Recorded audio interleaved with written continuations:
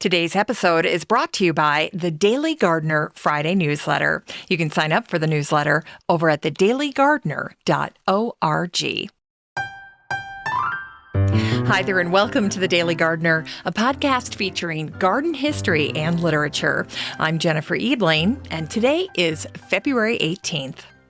Today in garden history, we're celebrating the birthday of Valerius Cordus, the German physician, botanist, and pharmacologist who was born on this day in 1515, long time ago.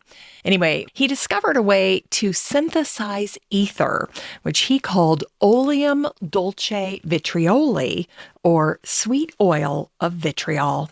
And he also wrote one of the most popular herbals in history. And centuries later, the botanist Thomas Archibald Sprague republished the herbal of Valerius Cordus with his older sister. In 1544, Valerius spent the summer botanizing in Italy with two French naturalists. At some point, he waded into marshes in search of new plants, and then he became sick. When his friends brought him to Rome, they decided to leave him there, and they continued on to Naples. But when they returned to Rome, they found Valerius had died. He was just 29 years old. But thankfully, the Swiss botanist Conrad Gesner collected and preserved Valerius's work, which was significant. One expert once said, "There was Theophrastus, there was nothing for 1,800 years, and then there was Valerius Cordus." The plant genus Cordia is named for Valerius. Cordias are in the borage family, and many cordias have fragrant, showy flowers. Some cordias produce edible fruits called clammy cherries, blueberries, or snotty gobbles. Weird name. And today is the birthday of André Robert Breton, who was born on this day, February 18th, in 1896. He was a French writer and poet, and he's remembered as the co-founder of Surrealism, and he wrote the first Surrealist manifesto. He once wrote, "The man who can't visualize a horse galloping on a tomato is an idiot." And today is the birthday of Toni Morrison, the American writer, book editor, and college professor, and she was born on this day in 1931. In her book, Jazz, she wrote about the change in seasons, something we're about to go through in a few months. What can beat bricks warming up to the sun? The return of awnings, the removal of blankets from horses' backs. Tar softens under the heel, and the darkness under bridges changes from gloom to cooling shade. After a light rain, when the leaves have come, tree limbs are like wet fingers playing in woolly green hair. It's time to grow that garden library with today's book, The Secrets of the Great Botanist by Matthew Biggs. This book came out in late 2018, and the subtitle is What They Can Teach Us About Gardening. Well, before I get into my review, I have to confess that this book is a favorite of mine. I actually love it so much, I use it regularly during every month that I'm working on shows. And you know how it is, sometimes you just love a book so much, and it came time for me to write the review, and I just kept thinking, it's just the best. I really couldn't think of much else to say. It's so fantastic. And of course, the topic is right up my alley, botanists, the great botanists. So Matthew Biggs and I have this in common. He loves to research botanists and share their stories. And he, by the way, is a fantastic author. He's written other books as well. But in this book, he profiles 35 botanists who significantly increased our understanding of plants. Now, as with most RHS books, this book is beautifully illustrated. It's got that RHS look and feel, my favorite thing. I can spot them a mile away.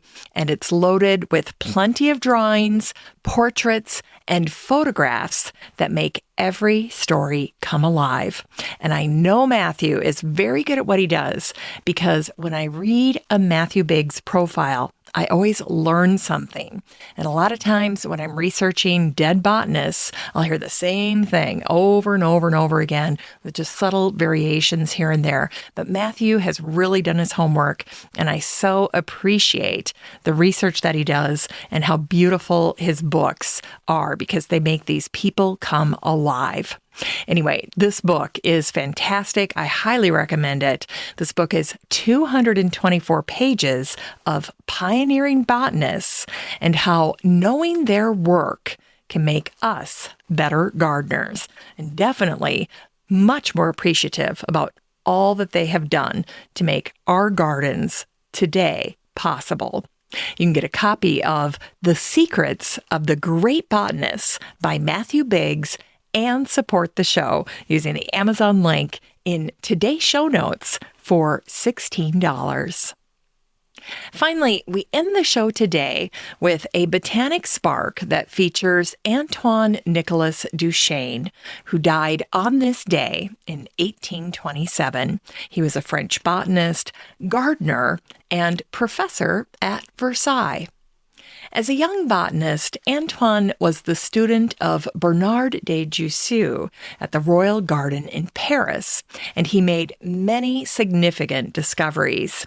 Antoine recognized that mutation was a natural occurrence, and that plants could be altered by mutation at any time. And of course, we're learning this right now during the pandemic because of how COVID-19, the virus, has mutated. But back in Antoine's day, this was a major discovery. And in his work with mutation, Antoine began experimenting with my favorite fruit, strawberries. Ever since the 1300s, wild strawberries had been incorporated into gardens. But on July 6th, 1764, Antoine Nicolas Duchesne changed the trajectory of wild strawberries when he created the modern strawberry, the strawberry that we know and love today. Strawberries are members of the rose family, and they're unique in that their seeds are on the outside of the fruit, something I always love to tell kids and show them when we're out in the garden. It's a great fun fact for kids. Just how many seeds are on a single strawberry? You could have the guess. Well, the average strawberry has around 200 seeds. Now, here's a little tip for you as the gardener. If you want to get your strawberry plant to produce more fruit, plant your strawberries in full sun and in well-drained soil, and trim the runners. Those three things. And you'd be surprised how often gardeners overlook one of those things. So if you have strawberries that are kind of languishing, ask yourself, are they in full sun? Is the soil well drained, or is it soggy? And then finally, are you trimming the runners? Now, I'm going to double back to Toni Morrison today to end the show, because I thought that she had a wonderful little quote about the strawberry. She wrote, "I have only to break into the tightness of a strawberry, and I see summer. It's dust and lowering skies." Isn't that great? Well, that's it for today's show. Just remember that you have a standing invitation to join the free Facebook group for listeners of the show. The next time you're over at Facebook, just search for Daily Gardener Community, where you'd search for a friend and then request to join.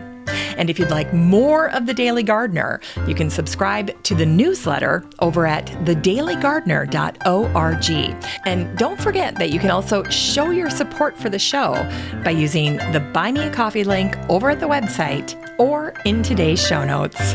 This is Jennifer Ebling. Thanks for listening to The Daily Gardener. And remember, for a happy, healthy life, garden every day.